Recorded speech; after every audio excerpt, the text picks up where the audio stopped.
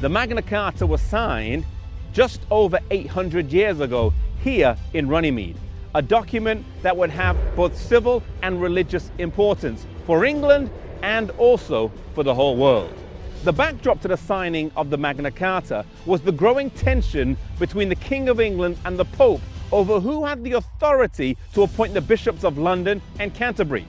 At that time, the King of England, King John, was probably one of our weaker kings. The Pope at that time, Pope Innocent III, was probably one of the stronger popes. And in this battle, the Pope eventually won.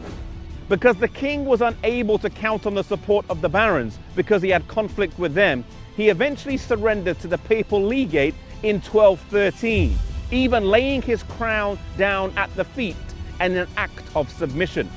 He also agreed to pay 1,000 marks per year, and that should any of his successors break that agreement, they would lose all authority in the realm. England was humiliated.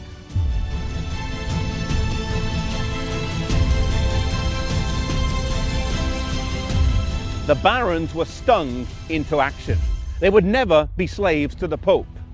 The issue of national sovereignty and the exchanging of money for spiritual benefits was at stake.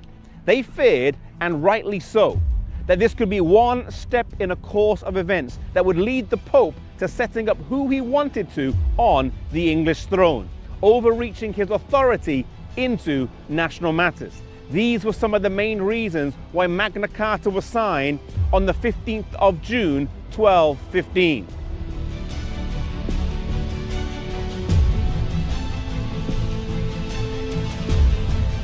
The first clause stated, "The Church of England shall be free and hold her rights entire and her liberties inviolate."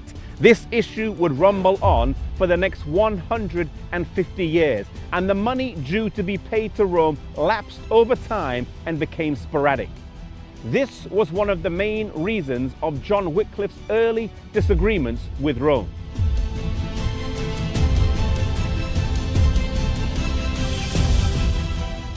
Another key aspect of the Magna Carta was the basis of law that it set up, that the king and the lawmakers were subject to the same law that they themselves wrote, that those accused were granted the right to be tried by a jury of their peers.